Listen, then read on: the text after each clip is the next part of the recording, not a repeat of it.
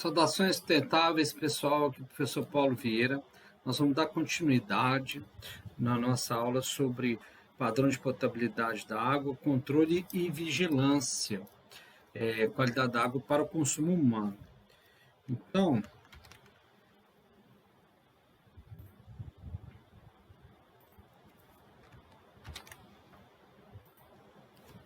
nessa sequência, nós vamos falar agora sobre os padrões aí, né, que vão constituir esse conjunto, né, de parâmetros que vai ser denominado padrão de potabilidade. Vamos falar um pouquinho também da amostragem, do monitoramento, como tem que ser feito isso, né, para ficarmos atentos nessa questão, né, da vigilância, né, mas também se a gente estiver, né, atuando como responsável pelo sistema, como, né, o responsável pelo controle, né, então controle e vigilância aí. Então, a norma traz para a gente, né, nós estamos aqui nos pautando, né, na questão da qualidade da qualidade da água para o consumo humano, a partir da normativa, né, do Ministério da Saúde, que vem, então, orientando o que seria, né, as condições satisfatórias aí para termos a água ali potável, né, e essa água, então, atendendo aí as exigências, né, humanas aí, sem o risco sanitário. Então, daqueles elementos que estão presentes ali, que nós vamos precisar de monitorar, conhecer, e aí o sistema de abastecimento de água ele é todo projetado, né, para poder levar a água com o menor risco possível para as pessoas. Então a gente vai ter que ir monitorando ali, né, esses elementos presentes na água para chegar no nível desejado lá no consumo humano, que será então essa água potável, né? Então, quais são os elementos? A gente tem lá o padrão, né? Nós vamos monitorar, nós vamos identificar esses elementos pelo padrão microbiológico. Dentro do padrão microbiológico, a gente enquadra um complementar, que ele não é um elemento, né, um micro-organismo, né, a turbidez, mas ela é considerada ali como um elemento complementar, nós vamos ver, auxiliar, melhor dizendo, né, principalmente na questão da pós-filtração ou desinfecção de água, né, no caso ali da água subterrânea, em complementação, aí, como eu falei, aos indicadores microbiológicos. Também dentro do padrão microbiológico, né, o controle microbiológico a partir do processo de desinfecção também. Então, nós vamos entender esse padrão microbiológico não somente pelos micro-organismos, que nós vamos monitorar ali, as bactérias, os protozoários, principalmente, basicamente, né, o que está falando na norma, mas também esses complementares aí, através, então, da turbidez e também a partir do processo de desinfecção, né, lá na nossa estação de tratamento de água. Um outro padrão que constitui aí, né, esse conjunto de padrões de potabilidade é o padrão para substâncias químicas que representam risco à saúde. Então, substâncias químicas na forma inorgânica, orgânica, agrotóxicos, derivados, né, do processo de desinfecção, então os desinfetantes e produtos, né, também secundários, como eu falei, da desinfecção. E cianotoxinas, tá? Então, são esses elementos químicos aí, né, dessas formas aí, e também as cianotoxinas. O padrão de radioatividade, né, um outro conjunto, e o outro é o padrão organoléptico de potabilidade, também, né, é conhecido como padrão de aceitação para o consumo humano. Então, são esses quatro aí, conjuntos ali de parâmetros, né, que nós vamos, então, monitorar e vamos, então, além de monitorar, preparar a nossa água, né, dentro do sistema de tratamento de água, de abastecimento de água, preparar essa água para o consumo humano, atendendo então a esses parâmetros aqui físicos, microbiológicos e químicos da água e também radiológicos. Então vamos lá para o primeiro conjunto, que é o padrão microbiológico e esse complementar de turbidez. Então, para a potabilidade da água para o consumo humano, né, no padrão microbiológico, nós vamos considerar lá a Escherichia coli, os coliformes totais, esporos de bactérias aeróbias e os cistos aí de Giardia e Cryptosporidium, né, esses protozoários aí. Então, vamos, né, identificar o protozoário através desses cistos aí presentes na água. E o padrão de turbidez, a própria turbidez, né? Nós vamos ver mais direcionado, né? A forma que a gente vai monitorar essa turbidez ali, né? E vai definir o valor para ela, né? Porque tudo aqui vai ser em função de um valor máximo permitido, né? Nós vamos ver que, por exemplo, para micro-organismos, nós vamos, em muitos casos aí, não podendo ter a presença, né? Mas a turbidez nós vamos ver valores máximos permitidos. Pós-filtração, né? No caso aí de água, de manancial superficial, e pré-desinfecção aí, no caso aí de sistemas aí, de água subterrânea. Mas mais à frente a gente entende melhor um pouco isso aqui. Então, dentre os valores, né, os padrões previstos, né, através desses parâmetros aí, a gente tem então, né, o padrão, né, bacteriológico. Dentro desse padrão microbiológico são aquelas bactérias ali, né, a E. coli, né, e o coliformes totais. E aí a gente vai então verificar o valor máximo permitido desses dois micro-organismos, né, que vão nos indicar aí, inclusive, a possível contaminação, né, no caso da E. coli, aí, possível contaminação com fezes, né, fezes de animais e de humanos, né, fezes aí, então, dentro desse conjunto de bactérias que a gente tem, o coliformes totais, a gente tem a Escherichia coli, que ela é um indicador do trato intestinal, né? Então, de animais aí e seres humanos. Então, ela vai indicar uma possibilidade de contaminação dessa água, né? E a gente vai verificar também, além do valor máximo permitido, né, as formas de abastecimento. Então, lá, a solução alternativa individual, né? Então, por exemplo, o parâmetro que é utilizado para poder definir lá o padrão, né, bacteriológico. A gente tem a E. coli e ela tem que estar ausente aí nessa amostragem que a gente vai fazer. Então, para aquela água lá, né, de uma fonte alternativa individual. Para aquelas soluções de abastecimento de água, né, o serviço de abastecimento de água, o SA, e a solução alternativa coletiva, a gente vai ter, então, o monitoramento disso e a definição do parâmetro na saída do tratamento e no sistema também de distribuição e posto de consumo. Então, nesses dois locais, né? Para essas duas formas de abastecimento de água. E aí, a gente tem, então, né, tanto o monitoramento da E. coli, né, quanto o monitoramento dos coliformes totais. A gente vai verificar que na saída do tratamento nós vamos monitorar, né, o coliforme total, e no sistema de distribuição a gente vai monitorar E. coli e o coliformes totais, né?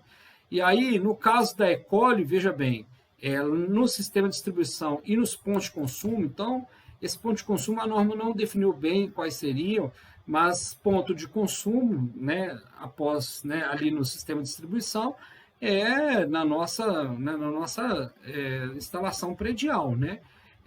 Então, naquele ponto ali, por exemplo, no cavalete, né, se a gente tirar uma amostra, ou antes do reservatório, né, a gente tirar uma amostra, teria que estar aqui, olha, ausente, né, no parâmetro coliformes. Então, E. coli, tá? Escherichia coli, que é esse grupo aí de bactérias, né, desse grupo maior, que é a coliformes totais, ou seja, um subgrupo, né, coli do grupo maior, né, coliformes totais. Então, a E. coli tem que estar ausente. No caso da saída do tratamento, olha lá, então saída lá da ETA, também a gente tem que ter ausência de coliformes totais. E o que a gente vai também estabelecer através dessa norma? Olha, sistema de distribuição de ponto de consumo, como que tem que estar, né, os coliformes totais? Aí vai definindo em função do tamanho da população que a gente está abastecendo, né? Então, sistemas ou soluções alternativas coletivas que abastecem menos de 20 mil habitantes, a gente pode ter lá apenas uma amostra entre as amostras examinadas no mês pelo prestador de serviço, poderá apresentar resultado positivo, ou seja, apresentar coliformes totais. Eu pedi para vocês fazerem uma leitura lá, né, no material que eu passei complementar sobre organismos bioindicadores, né, e no próprio material, texto também, nos livros, nas referências ali também, traz bastante orientação nesse sentido. E aí vocês vão observar que o grupo coliforme são bactérias que estão presentes no meio e nem sempre são bactérias que estão relacionadas ali a uma fonte de contaminação, de poluição, né? E que possa prejudicar diretamente a qualidade da água. Mas é um indicador e a nossa água, né, a priori, ela tem que ser livre de qualquer micro-organismo. É a água que nós vamos usar para consumo humano. No entanto, ela está no meio, né? Por mais que a tubulação seja sempre trabalhada de forma contínua, mas nós vamos ter manutenção, vamos ter parada. Então, é um meio, é um sistema, não é hermeticamente fechado sempre, então tem entrada, né, da bactéria pelo ar atmosférico, essas bactérias de vida livre, então né, vão constituir esses coliformes totais aí e que possam, né, eles serem detectados ali, né? Não significa que a gente vai ter uma contaminação, né, de alguma fonte de esgoto ou de poluição que possa prejudicar, né, significativamente. E aí a gente já observa também, olha só, em sistemas com mais de 20 mil habitantes, ausência em 100 ml em 95% das amostras examinadas, né? Então esse é o padrão aí bacteriológico, né, para E. coli e coliformes totais aí.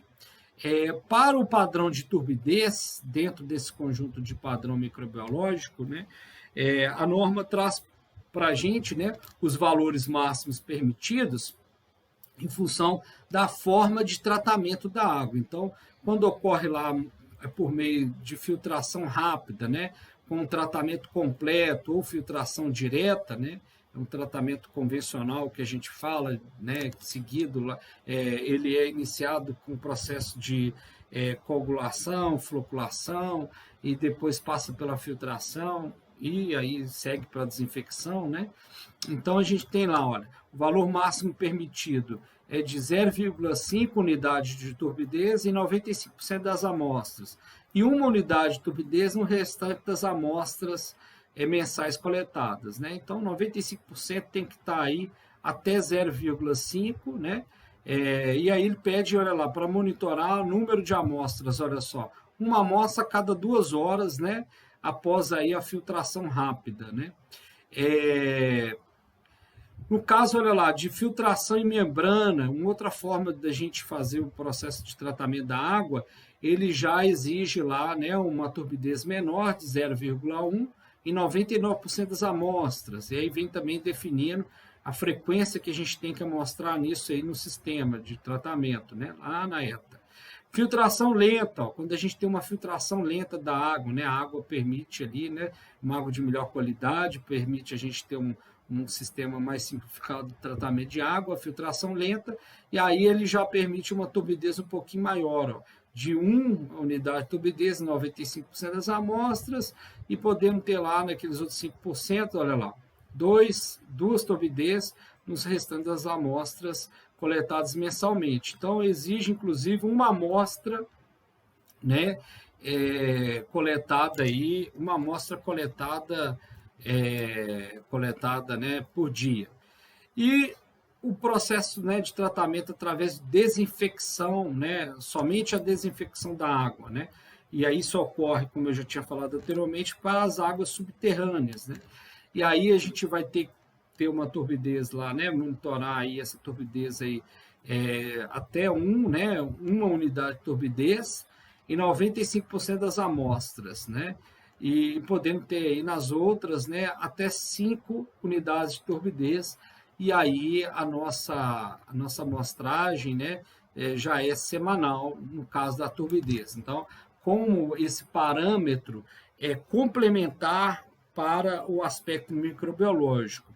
Lá na aula de qualidade da água eu falei um pouquinho sobre relacionar, né, a turbidez aí com um parâmetro também microbiológico, porque ela indica para nós uma presença de material sólido suspenso na água.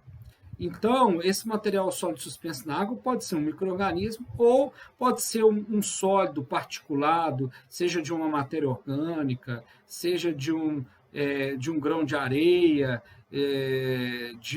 né, de uma argila, e isso está colonizado ali, inclusive, por bactérias e micro-organismos. Então, pode estar suspenso diretamente o micro-organismo em colônias, né? Geralmente causa aqueles grânulos maiores ali, e aí realmente causa aí essa dificuldade de transmitir a luz, né? Porque a turbidez, de fato, ela é isso, né?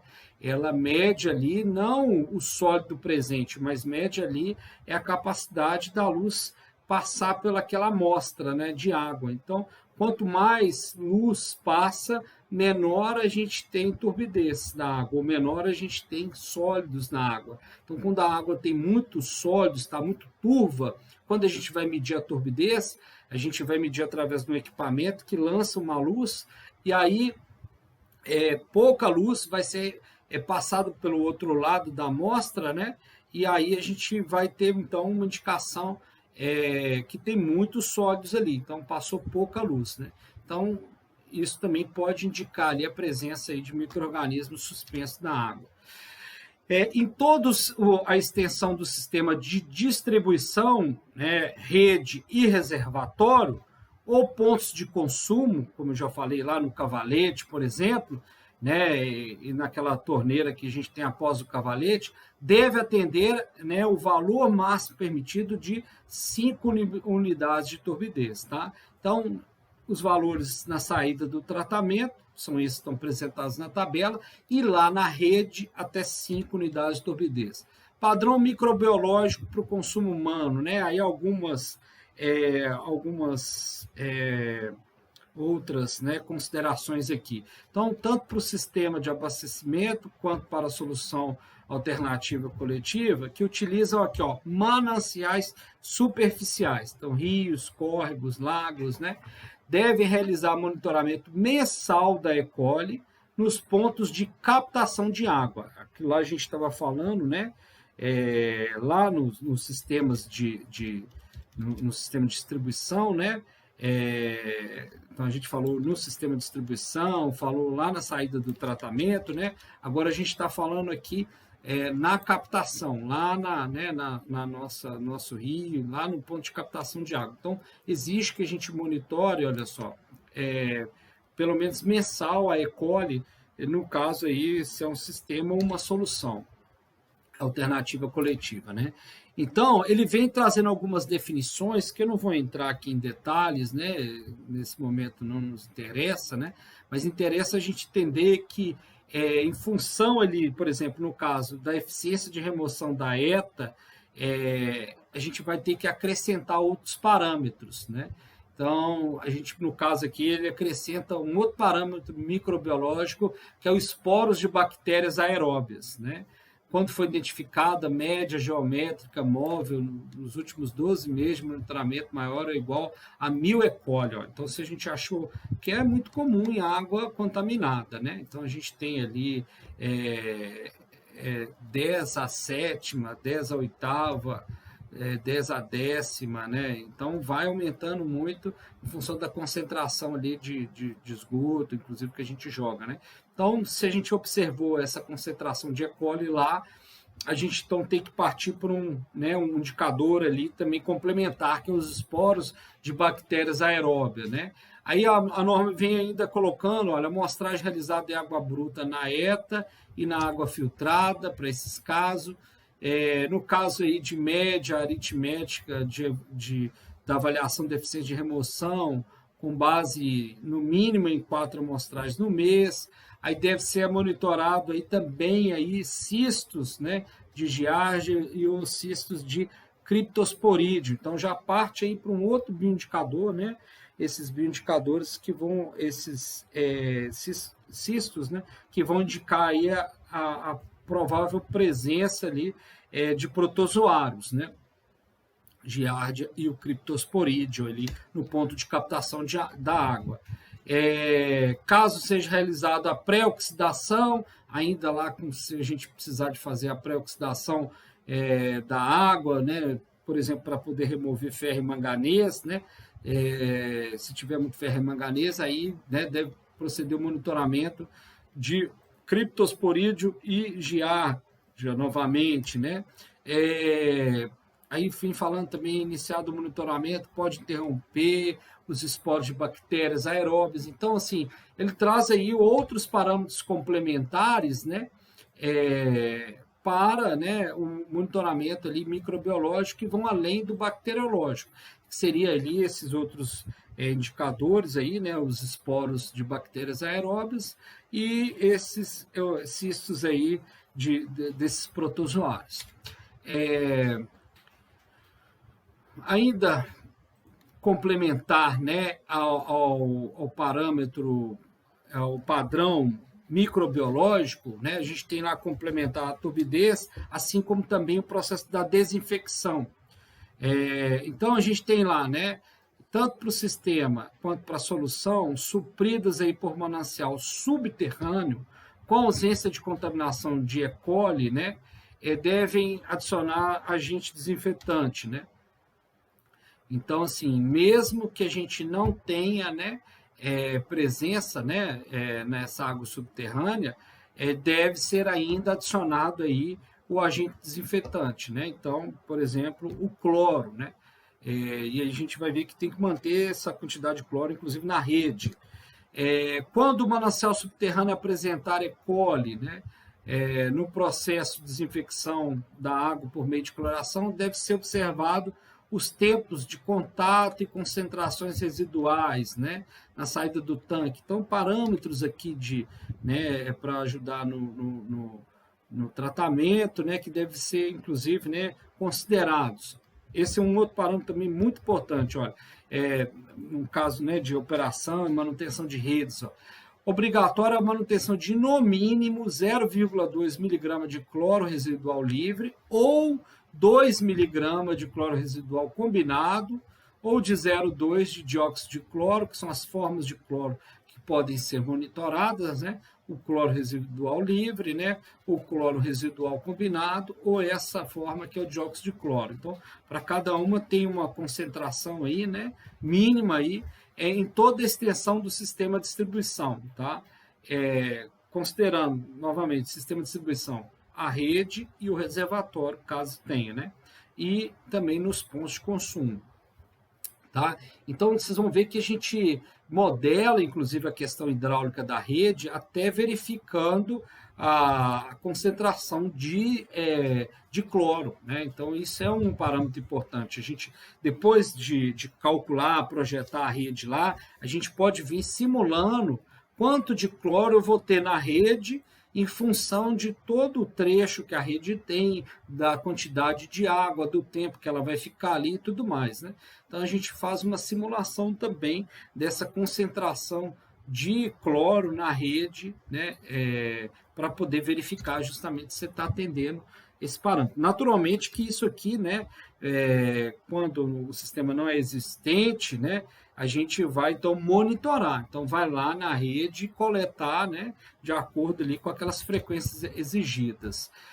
No caso de desinfecção com o uso de outras formas, por exemplo, o ozônio ou a luz ultravioleta, né, deverá ser adicionado o cloro ou dióxido de cloro para manter o residual mínimo no sistema de distribuição. Então, veja bem, pode fazer a desinfecção com ozônio?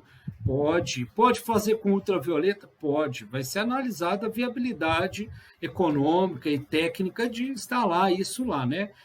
Naturalmente que isso, né, tem um custo, né, mais elevado, tendo em vista que esses sistemas são mais sofisticados do que a cloração da água.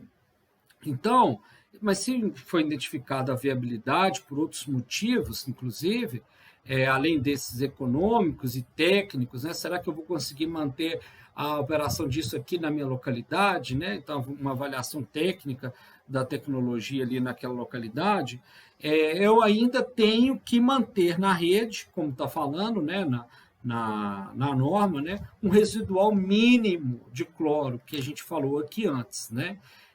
Por que isso? Para atender a essa exigência de não termos ali micro-organismos presentes naquela água na tubulação, na rede ou no reservatório. Então, entende-se que esse cloro que está ali residual, né, a mais que a gente tem ali, né, que não foi aquele cloro que foi usado lá na estação de tratamento de água, lá na estação a gente usa para fazer a desinfecção da água, e depois a gente deixa um pouco nesse processo de tratamento, que é esse cloro residual aí, porque caso essa água lá na rede ou no reservatório entre em contato aí, né, com algum micro-organismo, através de qualquer fonte que eu já falei aí, de contaminação, esse cloro residual que está na água, ele possa fazer efeito, então, desinfetante dessa água, tá? Para eliminar esses micro-organismos. Então, o ozônio e a ultravioleta não promove isso, porque eles vão fazer a desinfecção lá no tratamento e não liberam depois o cloro residual, não libera depois uma quantidade, por exemplo, de ozônio na água a mais, que caso, né, o micro-organismo entra em contato com aquela água na rede, aquele ozônio a mais poderia... Não é assim que funciona, né? Então, no caso do cloro, ele é possível fazer porque ele permanece lá na água, né? Para ajudar justamente nessas possíveis aí contaminações. Um outro conjunto, então, de parâmetros, né, que vai definir o padrão aqui para substâncias químicas, né, que possa representar risco à saúde e também as cianotoxinas. Então, substâncias químicas e cianotoxinas, né? Nós vamos ver lá, das substâncias químicas, os parâmetros inorgânicos, a gente tem 14 parâmetros inorgânicos, dentre eles o cádmio, arsênio, chumbo, mercúrio, fluoreto, né? Então, esses parâmetros todos aí a gente monitora, né, esses parâmetros químicos inorgânicos, e tem os químicos orgânicos, né, que são 16 parâmetros, né, tetacloreto de carbono, benzeno, cloreto de vinila, né, então esses elementos todos a gente monitora também, que são indicadores aí, né, de elementos químicos que numa determinada quantidade, né, ou superior ao valor máximo permitido, né? Então, isso é uma interpretação interessante de fazer aqui agora. Em relação ao micro-organismo, a gente tem que pensar que a água tem que estar livre deles, né? Podemos aceitá-los ali ainda numa presença muito baixa, em alguns casos muito específicos, como foi falado lá. Mas não organismos que causem ali uma indicação de contaminação da água pelo trato intestinal, né? Então, aí já fica mais grave a probabilidade de termos alguma doença, né? De contrairmos alguma doença através de algum micro-organismo patogênico. Mas no caso das substâncias químicas, veja bem, assim como as inorgânicas e as substâncias químicas orgânicas presentes, nós vamos aceitar um valor máximo permitido. Então, é permitido na água potável ter um valor máximo de mercúrio, de chumbo, de cianeto, de cádmio, né? Por mais louco que possa parecer, a gente permite valores mínimos ali, né, possíveis, que não vão causar aí, a princípio, um risco à nossa saúde. Então, a gente, né, aceita esses parâmetros, né, esses parâmetros químicos ali na água, numa presença tal, né, que vai ser definido, então, por esse VMP, valor máximo permitido. Naturalmente que esses elementos químicos, né, potencialmente mais perigosos, como o mercúrio, aceita-se valores, né, mais permitidos com concentrações muito baixas, né, que foram aí testadas e verificaram, né, que não causaria. No entanto, assim, vale a pena a gente fazer uma breve destaque aqui, que lá no início, né, dessa aula sobre padrão de potabilidade, eu falei com vocês que a gente usa como guia, né, as orientações internacionais. Aí a gente tem uma orientação bem consolidada, que o guia do Ministério da OMS, né, da Organização Mundial da Saúde. Então, essas orientações internacionais para valores, guias que ela usa, inclusive, a gente chama aqui de valor máximo permitido, para alguns parâmetros, os nossos valores máximo permitidos na água são um pouquinho superiores ao que ela permite, ou que, por exemplo, legislações mais exigentes lá na Europa e nos Estados Unidos permitem, tá? Então, mas, né, que, né, a partir desse levantamento aí, né, sanitário, a princípio não traria, né, um prejuízo maior para nós, mas o fato é esse, né, os parâmetros nossos são um pouco mais relaxados do que os lá de fora, principalmente, né, nesses países onde já tem um rigor maior. Então, padrão para substâncias químicas, né, foram relacionados aí à questão tanto da exposição, né, como que ele está exposto, né, ao ser humano, né, e a toxicidade que nos causa, né. Então, para definir esse valor máximo que eu tinha acabado, né, de falar um pouco sobre eles aí. Padrão para substâncias químicas, né, aí mais um outro conjunto de padrão aqui, de parâmetros dentro desse padrão de substâncias químicas. Então, os agrotóxicos, né, e metabólitos desses agrotóxicos aí. Então, hoje a gente já monitora na água 40 agrotóxicos e todos eles, por incrível que pareça, pode estar presente na nossa água. Lembrando que concentrações dentro daquelas, né, consideradas ali que não vão causar risco à nossa saúde humana. Mas, né, cada dia mais a gente vai pesquisando e vai descobrindo que pode, inclusive, ter interação entre essas substâncias químicas todas, né? Então, uma pode reagir com outra e isso se tornar potencialmente mais perigoso para a nossa saúde, né? Então, isso todo dia vai se descobrindo e, por isso, inclusive, vai sendo revisada a norma, inclusive no sentido de colocar os valores máximos permitidos para cada padrão desse aqui, para cada parâmetro desse aqui, mais exigente, né? Então, permite-se concentrações menores, né, nessas sempre revisões e atualizações que a gente vai fazendo, né. Só fazer uma observação rápida aqui, todos esses parâmetros, gente, eu acho que assim, o mais importante é vocês compreenderem, né, que tem esse conjunto de elementos que são monitorados, né, que são controlados, né, como, a melhor forma de dizer isso, que são controlados para a gente, então, ter uma água apta para o consumo humano, né, e que os valores, né, quando a gente precisa de conferir, quando vem do laboratório, eles estão listados nessa portaria do Ministério da Saúde. Então, preocupar com uma concentração ou com um valor, decorar um valor, quanto que a gente pode ter, né, de concentração aí do DDT na água. Eu acho que não precisa partir para isso. Importante a gente saber, olha, a gente monitora, né, alguns agrotóxicos e metabólitos desses na água. E eles são considerados ali com concentrações, né? Então, olha, eu recebi um laudo aqui de qualidade da água potável e tal, aí tem lá o valor, tem lá um parâmetro DDT. Deixa eu verificar se esse valor está atendendo à norma. Então, vai lá na norma e verifica, né? Portanto, vocês terem essa compreensão mais ampla dos parâmetros de qualidade, ninguém decora todos esses valores aqui, tem que recorrer à norma. Ainda nesse conjunto de padrão, né, de substâncias químicas e cianotoxinas, a gente tem, então, o monitoramento de cianotoxinas, que são aquelas, né, toxinas que são liberadas pela morte das cianobactérias aí, dessas dessas cianobactérias que a gente tem, desse micro-organismo, né? Geralmente desenvolvido, né? Como já falamos um pouquinho lá na qualidade da água e tal, geralmente desenvolvido em ambiente com bastante poluição, ou um ambiente onde tem muita concentração de matéria orgânica, pode ser até natural mesmo, um brejo natural a gente pode encontrar, né? É uma cianobactéria, e a morte dela pode levar a essa microtoxina, essas toxinas que podem ser essas três aqui, né?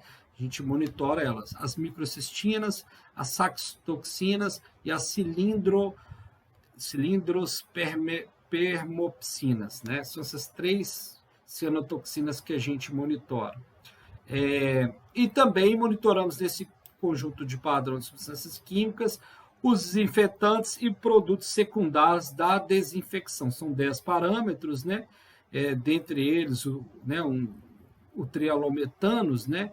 Que vai gerar aí da formação. Então, quando a gente vai fazer uma desinfecção de uma água muito poluída, com muita matéria orgânica, por exemplo, é provável que essa matéria orgânica, né, junto com o cloro, ele possa gerar esse subproduto, que é o trialometano, e esse subproduto aí, ele é potencialmente, né, tóxico para a nossa saúde, né? Então, esse é o perigo, né? Da gente, mesmo que tenha um bom tratamento da água, ainda gerar esses subprodutos do processo da desinfecção. Então, fazer a desinfecção de uma água que ela não foi bem tratada antes de chegar no processo de desinfecção, ou seja, a gente não conseguiu eliminar ali todos os particulados através do processo de tratamento da água, é um risco muito grande, inclusive, para poder gerar um subproduto através da desinfecção, por exemplo, no caso do cloro, né?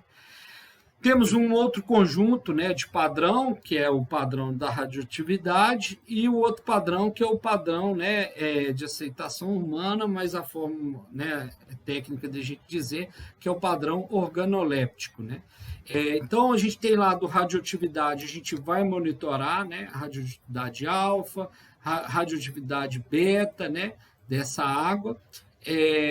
Naturalmente que esses parâmetros, né, mais exigentes, a gente não tem uma frequência de monitoramento dele tão frequente, de controle desses parâmetros tão frequente como a gente tem de outros, né, que são mais usuais, né?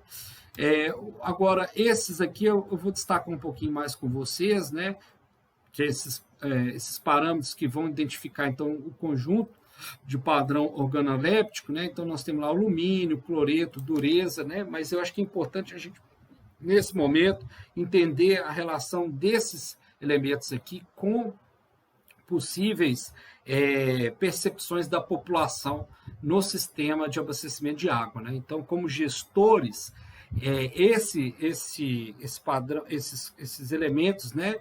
Esses parâmetros que a gente tem aqui do padrão organolépticos, eles vão nos indicar aqui uma certa aceitação para o consumo humano dessa água.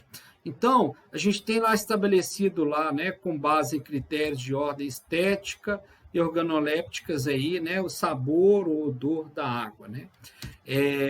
Que visa, então, a gente evitar essa rejeição ao consumo, que levaria à busca de outras fontes de água, eventualmente menos segura do ponto de vista sanitário. Então, esses parâmetros são importantes nesse sentido para garantir, né, o uso daquela água, né? Então, ela, para ser usada, ela tem que ter essa aceitação em termos aí de sabor, odor, né? Então, não pode causar essa rejeição, né, por esses aspectos aí. E alguns desses parâmetros podem, sim, quando eles não estão bem controlados, né, gerar esse problema. Então, nessa tabelinha aqui, a gente tem lá, né, substâncias que constam no padrão de aceitação e seus efeitos. Então, por exemplo, eu marquei aqui o de amarelo, aqueles que eu queria dar um destaque, né?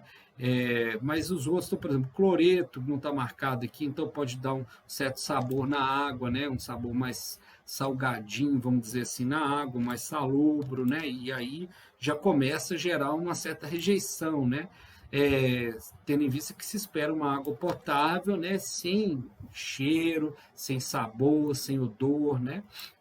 Mas vamos lá, aqui, olha, cor aparente, ó. Então, quando a gente tem uma cor que não é visualmente, né, adequada, ou seja, a água não pode ter, né, cor, né? Nós vimos que o padrão da cor é muito baixo, né?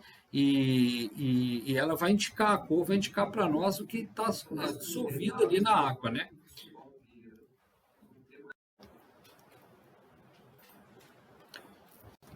Então a cor, né, ela pode causar um aspecto estético indesejado, né, no uso da água e ter então essa rejeição.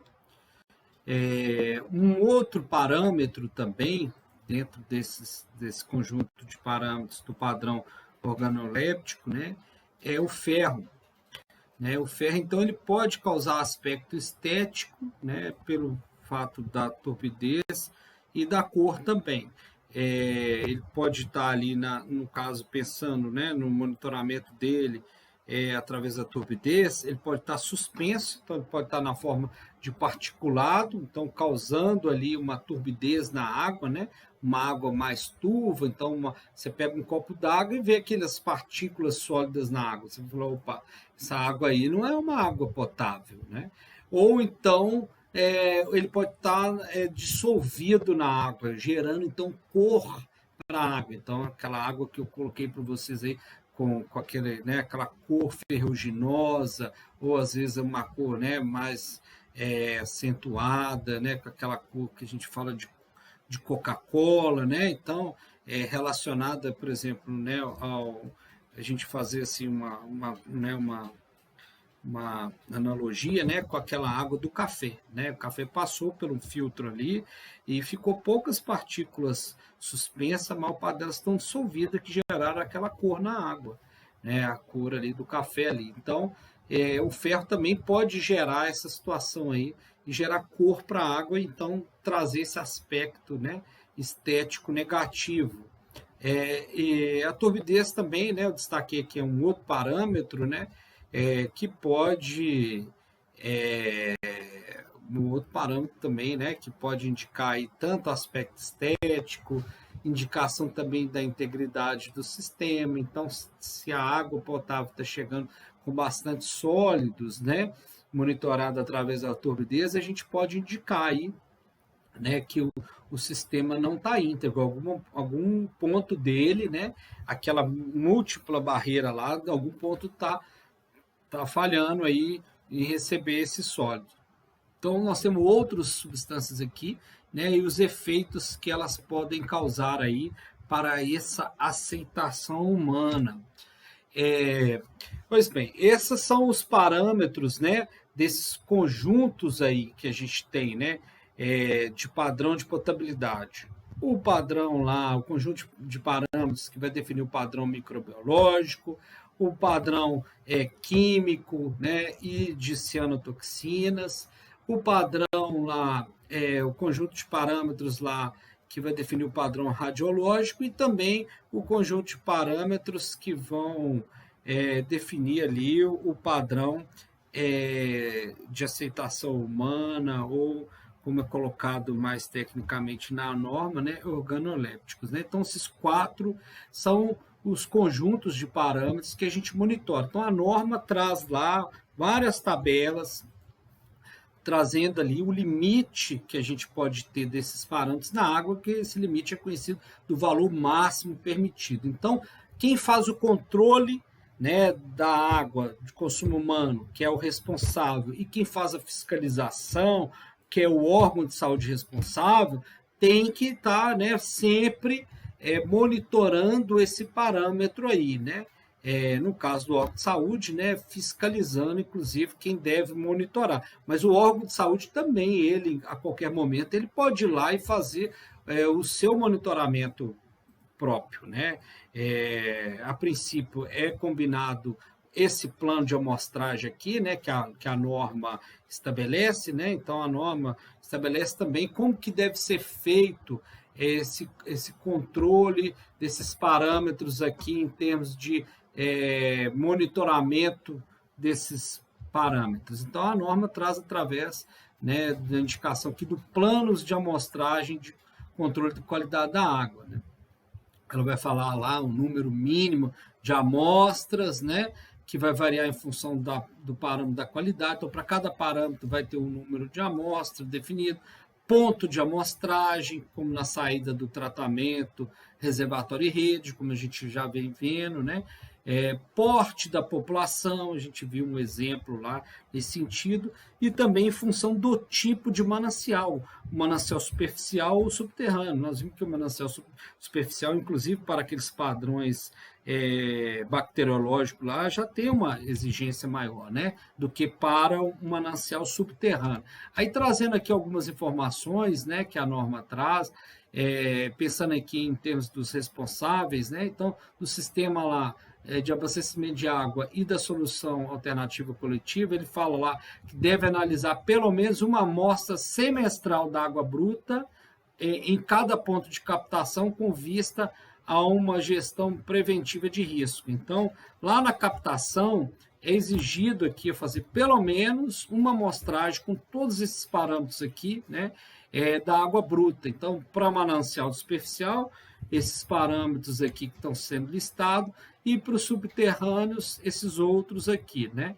A gente viu, inclusive, na questão, né, da própria bactéria, né? No caso do subterrâneo aí, mais para trás aí que a gente falou. Não é objetivo comparar com o padrão de potabilidade a água bruta. Então, né, a gente monitora aqui o manancial, não é no sentido para poder verificar, né, comparar com o padrão de potabilidade. Não. Então, a norma vai definir para a gente o padrão de potabilidade da água, certo? Ela não vai definir aqui o valor máximo permitido nos mananciais.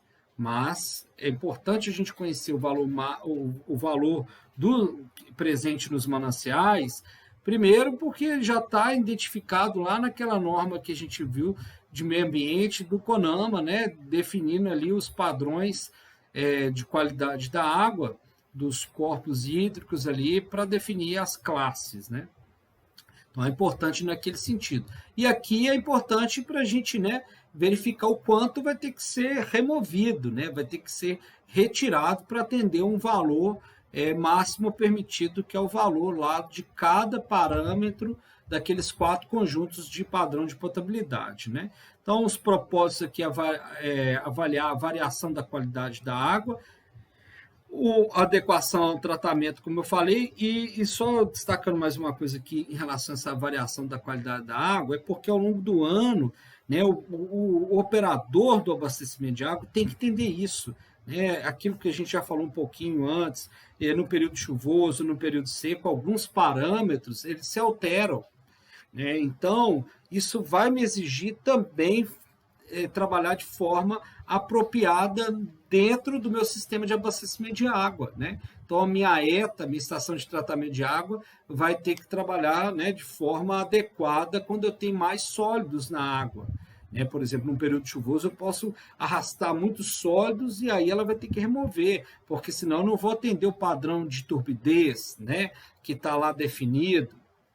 E, da mesma forma, se ela tiver muito seca, eu posso concentrar muita substância química ou outros elementos ali, mas, né, indicadores ali também, né, de risco à saúde humana, como cianotoxinas e tudo mais, né? Então, quando concentra muito, né, quando a gente diminui a quantidade de água natural, se eu estiver despejando algum efluente ali, algum material tóxico, né? Por exemplo, um agrotóxico da vida pode, né, aumentar a sua concentração nesse período também do ano, onde tem uma menor vazão da água, né? E sempre comunicar os órgãos ambientais e gestores dos recursos hídricos, olha só, então fazendo aquela relação lá com aquela, né, com aquela norma de meio ambiente, né? Quando as características da qualidade da água, né, tiver em desacordo com os limites ou condições da respectiva classe de enquadramento. Então, a gente está captando água numa classe de enquadramento 1, 2, e aí a gente está monitorando lá e viu que não está atendendo aquela classe de enquadramento do rio. Então, o responsável pelo sistema, não basta só ele ser eficiente no tratamento e conseguir remover, não. Ele tem que informar os órgãos ambientais, né, que o parâmetro está alterado lá e não está atendendo o enquadramento definido. Sobre o plano ainda, algumas outras informações sobre o plano de amostragem, né? Deve elaborar anualmente e submeter aí à autoridade municipal, né? Já tinha antecipado isso. O plano de amostragem de cada sistema e solução, aí vai respeitar, eles exigem aqui, né, alguns quesitos mínimos, né?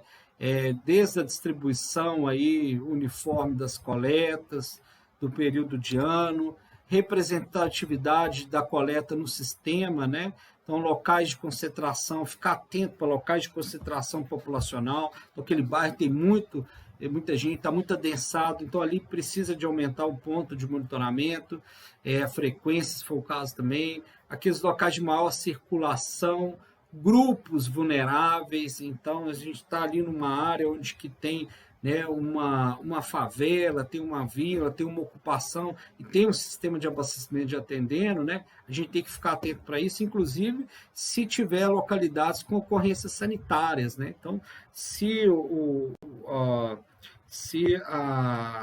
posto de saúde está identificando que aquele local ali, né, estão, né, aparecendo muitas pessoas com doença de veiculação hídrica e tudo, a gente tem que ficar alerta. Então, o plano de amostragem ele tem que se adaptar a essa questão, né, espacial, né, em função das condições né, do que a gente tem localizado ali na bacia, né.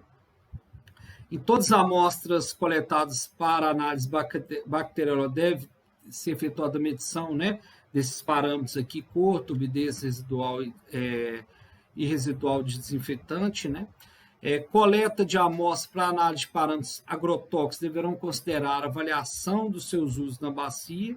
Então, de novo, bem como a sazonalidade das culturas. Então, essa questão de sazonalidade de cultura é entender, olha, tem uma época que eu planto aqui batata, outra eu planto milho. E aí, entender que para essas culturas tem, né, um defensivo agrícola, tem, né, os produtos utilizados aí diferente. Então, fazer aquela compreensão, né, quais parâmetros eu vou monitorar aqui de agrotóxicos? Então, o que eu tenho, né, na minha bacia? Né? A minha bacia tem características rurais, então a gente entender qual cultura, né, tem lá.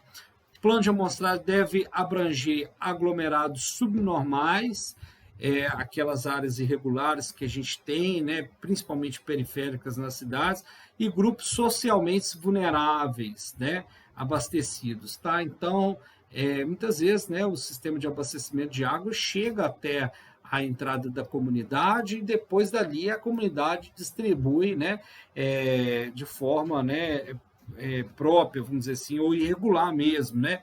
Então, esses lugares precisam ter uma amostragem também especial, né? Porque ali pode ser ponto, inclusive, de ocorrência sanitária. Ter planos adequados aí para localidades em áreas indígenas e povos tradicionais são previstos, né, nos planos de amostragem. Para minimizar os riscos da contaminação da água com cianotoxinas, né, então, realizar captações e mananciais superficiais, deve realizar monitoramento para identificação de contágio de células bactérias, né? Então, deixa que eu vou tirar ele.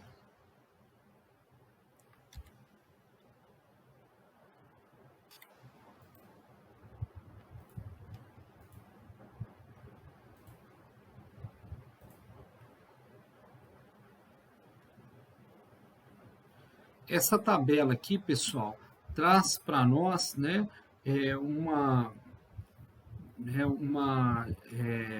indicação, né, do número mínimo de amostras para todos esses parâmetros que a gente falou lá, né, parâmetros físico-químicos, né, daquele conjunto de padrão ali, né, de potabilidade da água, em função do ponto de amostragem da população abastecida. e também do tipo de manancial. Então, ele vem falando, né, os parâmetros que a gente tem que monitorar, né, turbidez, pH, cianotoxinas, cloreto, demais parâmetros aqui, de acordo com a portaria. Aí ele vem falando o tipo de manancial, né?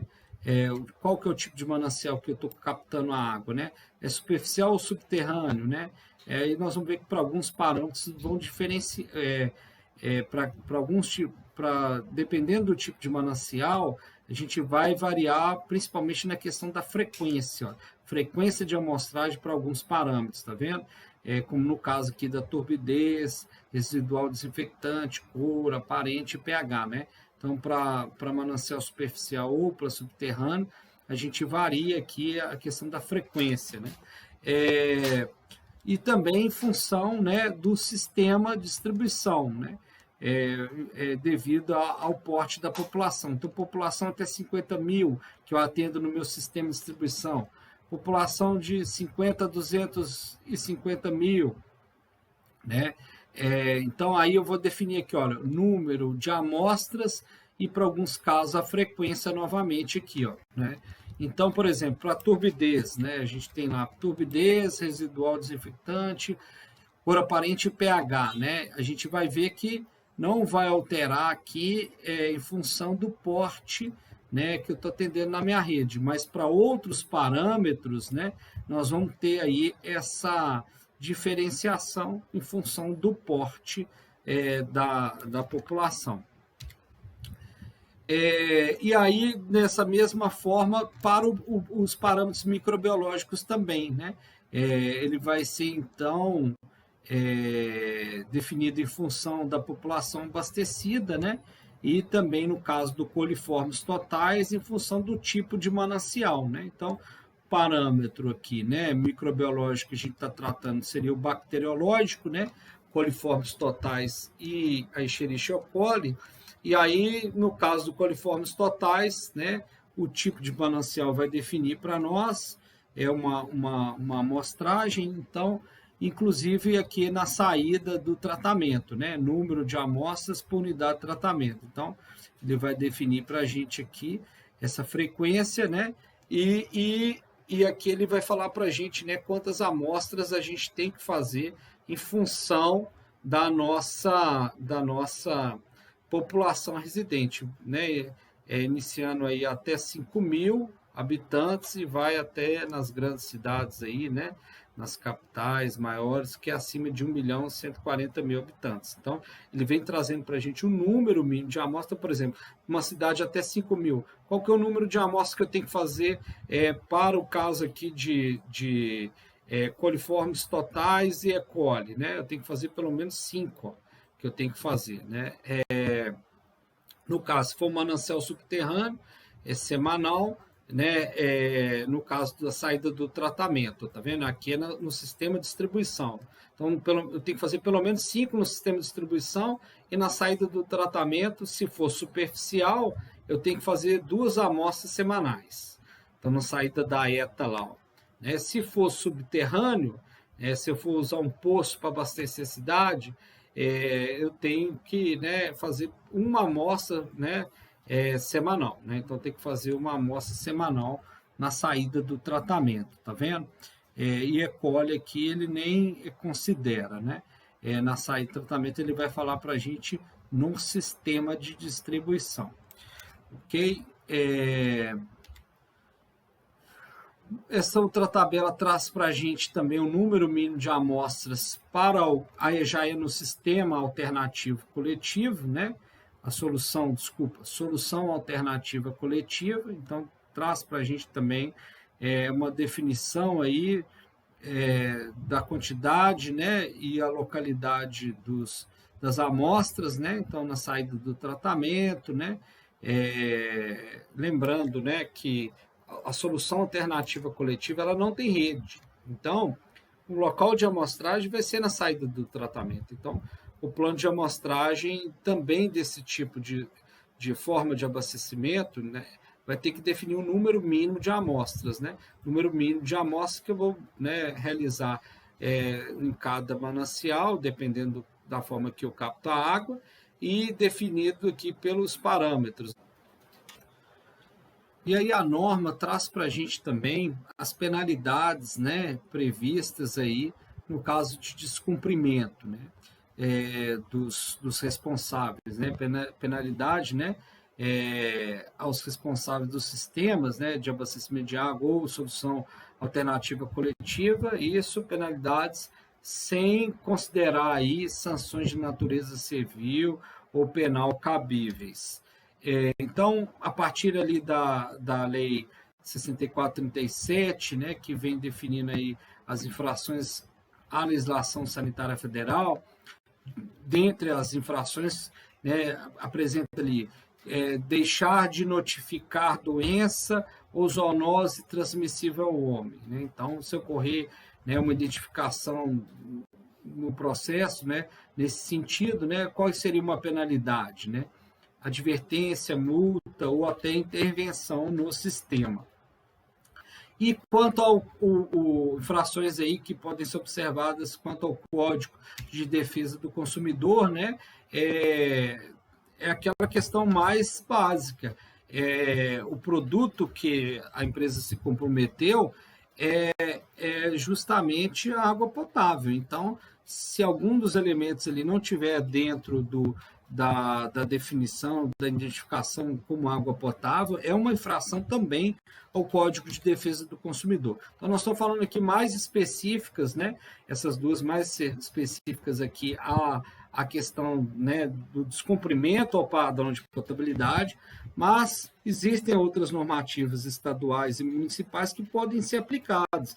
Inclusive, o próprio município pode ter um código sanitário que traga ali também algumas outras restrições, ou algumas outras, né, penalidades previstas, né, em função de algumas outras infrações, né? Ele pode identificar outras infrações e também trazer suas penalidades, né? E cabe ao Ministério da Saúde, às secretarias de Estado aí, né, do distrito e dos municípios, assegurar o cumprimento da portaria de qualidade da água para o consumo humano. Então, também uma responsabilidade desses órgãos, né, fazer aí a fiscalização, a vigilância dessa qualidade da água, né, tendo em vista aí, né, todo o arcabouço legal que traz para o ente público nesse sentido, né? Então, né, pode ser identificada desde uma improbidade administrativa até, né, um ato mais grave, né, e tudo mais de negligência ou de ineficiência do próprio órgão. E alguns dispositivos finais e transitórios que valeria a pena a gente destacar nesse momento.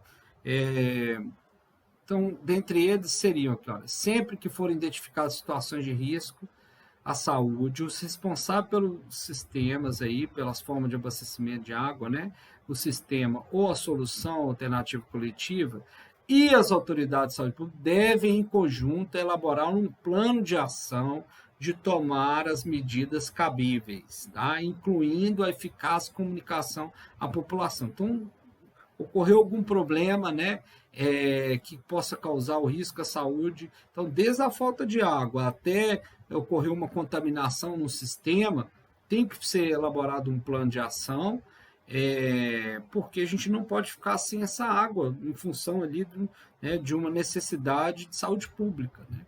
E aí, tanto o responsável quanto as autoridades de saúde têm que participar desse plano.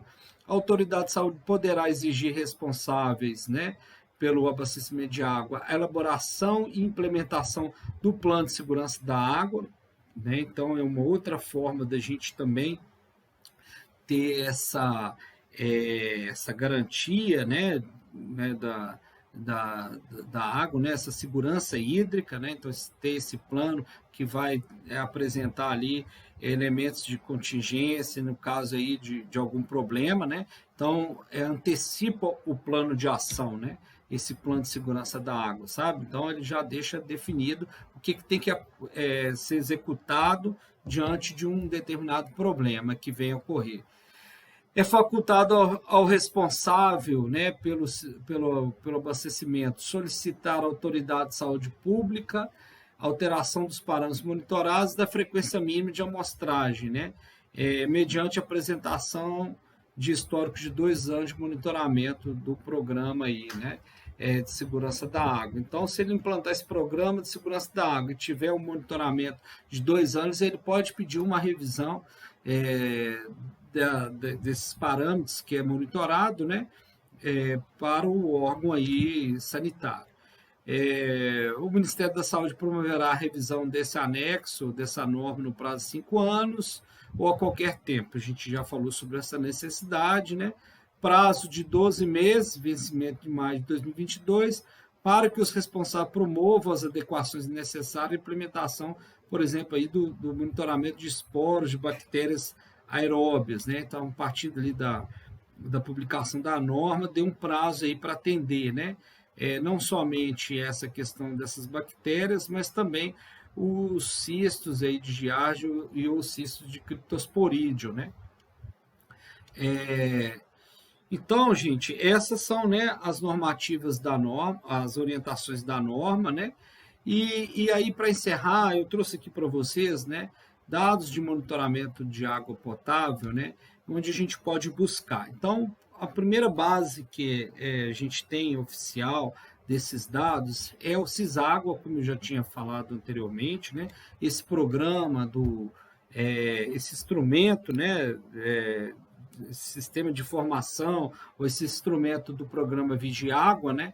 Do Ministério da Saúde, onde ele vai ser abastecido ali, né? Tanto pelos responsáveis pelo serviço, quanto pelos responsáveis pela vigilância desses serviços, né? Então, é um sistema, né, que está aberto para esses atores aí, e nós, mortais, podemos também acessá-los, né, aparentemente por esse, né, pelo portal de dados abertos, né, do governo federal, aí, dessa plataforma do governo federal, está o link dele aqui, e lá a gente, né, teoricamente consegue. Infelizmente, nos últimos meses eu não tenho conseguido baixar os relatórios, né, que trazem dados aí do Brasil inteiro, de todas as cidades. Então, o responsável e a vigilância têm que lançar esses dados, e são dados abertos que nós podemos consultar. Então, está o link aí, né, de como a gente pode consultar esses dados que vão desde a caracterização do cadastro do sistema até, né, o monitoramento que é feito da qualidade da água em todo o sistema, né? A outra forma também de a gente obter, como a gente viu lá no conjunto de responsabilidades, é através, né, das próprias empresas, dos responsáveis, né, pelo serviço de abastecimento de água. Então, pegando como exemplo aqui a Copasa, né, a Copasa tem lá no site dela, e é colocado, né, como uma exigência eles apresentarem de forma contínua, apresentarem, né, com uma linguagem acessível à população, de pronta, né, informação, inclusive, né? Então, pela internet, né, através do portal, atende-se nesse sentido. Aí a gente pode acessar, né, lá nesse aba aí de água, né, e aí tem lá o item qualidade da água, a gente pode então acessar o relatório anual de qualidade da água ou a pesquisa mensal, né? Então, tem lá, né, a qualidade da água, no caso aqui, para acessar a pesquisa mensal, né? Aí eu peguei aqui um exemplo, tá vendo que eles atendem a portaria, né, de consolidação número 5 do Ministério da Saúde, que é o anexo 20, que foi alterado pela essa portaria que a gente veio falando nessas duas aulas, né, essa portaria 888. Eu selecionei Ouro Branco, coloquei o mês lá, né, de setembro, aqui na nossa região, cidade mais próxima, que é operada aí, o abastecimento de água pela Copasa é Ouro Branco. Aí ele vem então apresentando um relatório mensal do mês aí de setembro, né, o último mês que tinha disponível lá. Então ele vem trazendo para nós, né, os parâmetros que são obrigatórios ele fazer mensalmente, né? Então ele vem aqui trazendo as unidades, né, desses parâmetros, então coliformes, E. coli, fluoreto, turbidez, pH já não é mais exigido, né? Nessa nova portaria, inclusive. E aí ele vem falando aqui, ó, número, então dados referentes ao período, né, de setembro, né, E aí vem número de amostras, né? A mínima que deveria ter sido feita em função lá do plano de amostragem e a que eles fizeram, a quantidade que eles fizeram. Então, eles fizeram a mais, né? Então, por exemplo, para cloro, a mínima exigida era 36, eles fizeram 48. Aí vem aqui identificando, ó, fora do padrão. Quantas amostras estão fora do padrão? Nenhuma. Quantas que atende o padrão? Então, naturalmente, ele tem que colocar todas, né? Se ele falou nenhuma. Aí ele vem ainda no relatório falando o valor médio, né? Então, lembrando, para cada um desses parâmetros aqui, ele tem uma frequência diária, né? E às vezes até horária, né? Desses parâmetros durante o mês. Então, ele coletou vários resultados e ele apresentou um valor médio. Então, o valor médio, né? Do cloro, que é obrigado ele a fazer, né, no sistema de distribuição e no ponto de consumo, olha lá, 1,02, né? Aí ele traz lá os limites, né? Esse limite aqui, inclusive, foi alterado, né? O limite agora é 2, né? E não mais 5.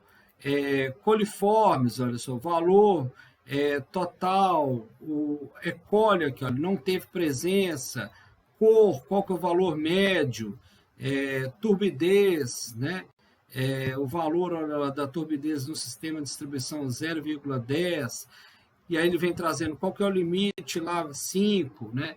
Então ele traz, né, para o usuário, né, para o seu cliente, né, a informação que é necessária. E traz também o relatório anual, né? Então você pode acessar o relatório anual, que ele vai trazer lá para aqueles parâmetros, né, em função do mês, né? Então ele traz aqui uma média anual, né, de parâmetros realizados, o que ficou fora dos padrões, né, o valor médio anual e o limite, né. E aí, pegando mais específico aqui, cada um desses parâmetros, né, o cloro, o turbidez e a E. coli, então ele tem lá o número de amostras, o que ele apresenta, né, número de amostras exigidas, o que ficou fora do padrão, dentro do padrão, o teor médio mensal e o limite da portaria. Então, ele nos apresenta, além da questão, né, em termos de consumidor, eu quero saber, você está monitorando a qualidade disso. Todo monitoramento desse produto que você está me oferecendo, ele ficou dentro do padrão de qualidade? Então, a princípio, isso, de certa forma, nos atenderia, né? Além disso, ele está nos informando quanto que tem ali ainda, né? No valor médio, né? Os valores médios. Então, ele vem com o valor médio de cada mês, né? E a média, né, que ele tem lá anual de alguns parâmetros aí. E tem também naquela outra tabelinha lá que eu tinha mostrado, né? Então, e aí, trazendo mais próximo aqui da nossa região ainda, eu peguei lá do site de Tabirito. O site de Tabirito também tem lá informações de abastecimento de água no seu site, tem os relatórios anuais. Infelizmente, tem o relatório anual só do ano 2019, lá não consegui achar os relatórios do ano 2020 e nem do ano 2021. E lá ele traz por vários sistemas que ele abastece. Então, por exemplo, peguei esse aqui, o Bom Sucesso, né? Então, você acessa o relatório deles, né? Tem um relatório anual, né, de 2019, então traz para cada mês aí número de amostras que ele analisou, o que ficou dentro do padrão e o que ficou fora, né? Então, por exemplo, para coliformes termotolerantes, que era utilizado antes da E. coli, né? Agora a gente passa a monitorar a E. coli, né? E o valor total anual, né, de cada amostra, tá vendo? A realizada e quanto que ficou fora do padrão. Ele, diferentemente da Copasa, ele não apresenta o valor médio do parâmetro, né? Quanto que tinha de cor aparente, turbidez, ele só fala o que estava dentro e fora. Então, por exemplo, cor aparente, ele fala que 2 amostras, olha só, no mês de março, ficaram fora do padrão. Abril, uma amostra, dezembro, outra amostra. Por exemplo, turbidez, ó, março e abril, ele falou que 2 amostras em cada um desses meses ficaram fora, né, do padrão. No final do ano, das 743 amostras que ele fez, 5 ficaram fora. Então, ele apresenta, né, dessa forma o resultado. E aí, pessoal, o que eu vou pedir para vocês fazerem dessa atividade? é o levantamento, né, de dados aí de potabilidade da água a partir dessas bases de dados do CISÁGUA, dos prestadores de serviço e também do SNIS. E aí eu queria que vocês levantassem as inconformidades nesses parâmetros, aqueles que ficaram fora do padrão de potabilidade, né, e verificar ali algum motivo que possa explicar, né? Então, assim, além desses que eu apresentei aqui do CISÁGUA e dos prestadores de serviço, no caso do SNIS, vocês podem acessar lá através daquele aplicativo do SNIS, entram lá, né, nas informações sobre o município. Dentro do município, vocês vão acessar lá o conjunto de dados consolidados, depois vocês vão escolher indicadores aí para o abastecimento de água, então os indicadores ali de operação do sistema, né, e de qualidade da água. Então ele vai trazer para a gente alguns parâmetros e aí vocês vão poder ter aí fazer então essa observação, essa análise, né, de quais parâmetros, né, ficaram fora do padrão, né, e ali a gente tem algumas outras informações nesse sentido, né? Então, em termos de gestão, ajuda bem a gente compreender a qualidade também dessa água, a qualidade desse serviço através dessas informações, tá? As referências dessa aula, né, estão listadas aqui, né, nesse slide. Lembrando que boa parte desse material a gente tem lá na pasta, né, da Biblioteca Digital da Disciplina, e agradeço aí, né, a presença de vocês e nos vemos nas próximas aulas. Muito obrigado.